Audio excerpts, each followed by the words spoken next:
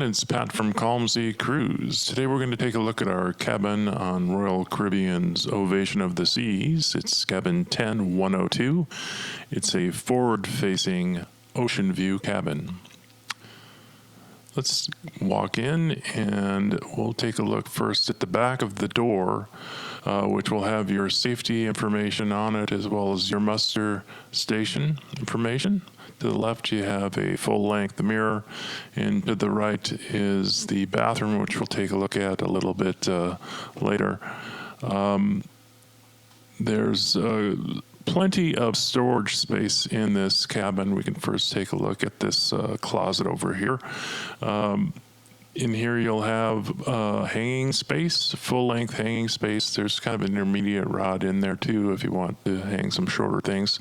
We ended up asking our room steward for some more hangers. He was able to oblige us.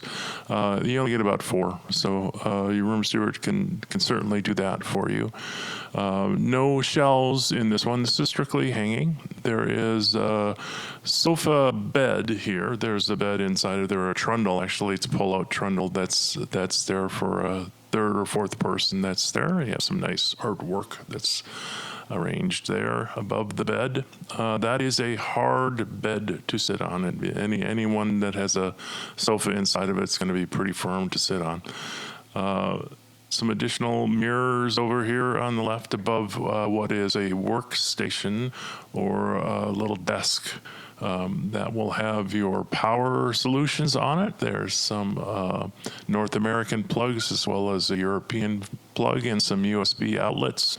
Top of there, that little chair will pull out for you to use as a desk. I used it for my work station on the ship. It would work perfectly fine. There is a cooler, refrigerator, if you will, in the behind that door right there. I wouldn't put things that really need to be cold in there. It's not a true refrigerator, but we'll keep your sodas and water and things cool enough. We did have a kettle on this ship. This ship recently came from Asia, where kettles are common. We've made full use of the kettle, as Kathy is a tea drinker, and the cabin came with some instant coffee, which I decided to try, which I found adequate. I'll leave it at that. So again, power solutions, you have 2 North American plugs. Again, Royal does not allow multi-plug things, so those plugs were used and very vital. We had to make do with just the, I think there are 3 in total in this cabin. Here's another one of the cabinets storage solutions. This one had some shelves in it, as well as a little bit of a hanging space there. You have your typical cruise cabin safe, not big enough for a laptop, but big enough for your vitals, wallets, and other things. You have the phone over to the left of the bed. That phone should not be used to make calls unless you want to spend a lot of money. The lights were on the side of the bed. There were no power solutions or USBs on the lights that I could see. And there were lights on both sides. The bed was a queen bed that could be pulled apart, a little bit larger than queen bed, typical cruise bed. It was pretty firm.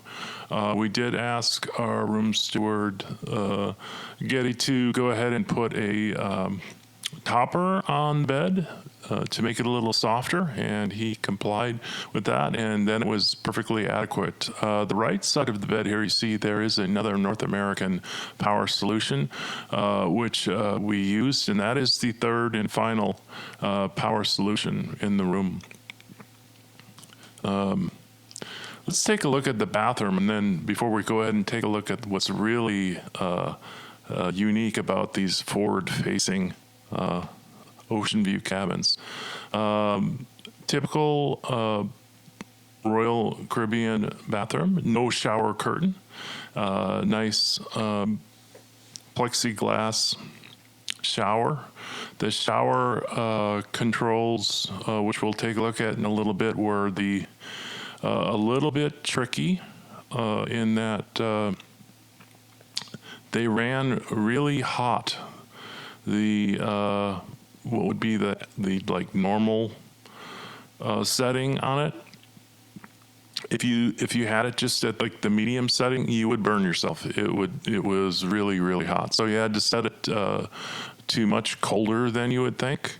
But other than that, it was very powerful and worked very well. Had plenty of room for me, and I'm a pretty big guy. I'm 6'5" and not skinny. I'll just put it at that. The bathroom itself had plenty of room to do everything you need to do in the bathroom.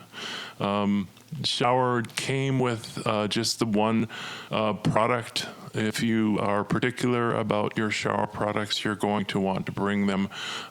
This is an all-in-one, I don't even know what you would call it, but it did what it needed to do for me, so I am not particular. There is no shower string on this one to hang things up.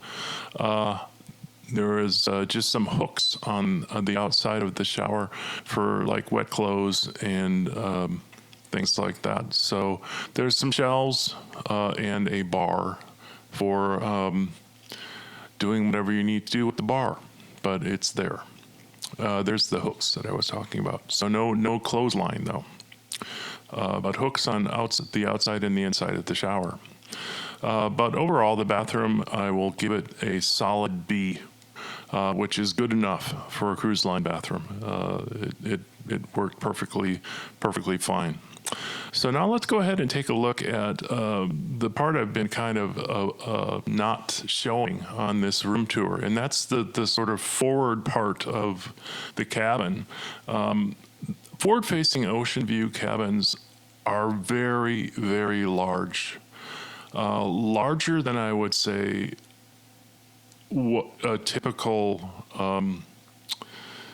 cabin. It's like you have a balcony on the inside of your cabin.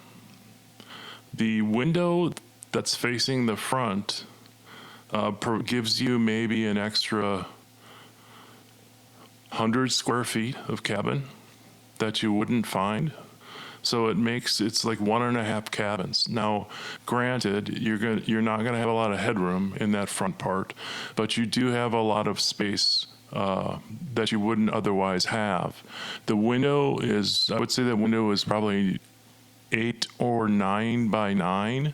It's a very, very large window that we really enjoyed. Here we're in port in LA, and you can take a look at, I think that's the Iowa battleship that's also ported there as well. So after having been on Ovation of the Seas for a week and been in this cabin, the question comes up is this the right cabin for you? Kathy and I really enjoyed this cabin, but there are some pros and cons definitely about having a forward-facing ocean view cabin. First, the pros. It's a much larger cabin than you would expect to see in an ocean view because of its position on the ship. Forward facing, you get the benefit of having the front of the ship's curvature or to give you extra space in the front of your cabin. So you get that extra room you wouldn't otherwise get in an ocean view or a balcony or an inside cabin for that matter. You have a very large window that you wouldn't get normally in an ocean view on the side of the ship. So your view out to sea is much better than you would normally get in a standard ocean view.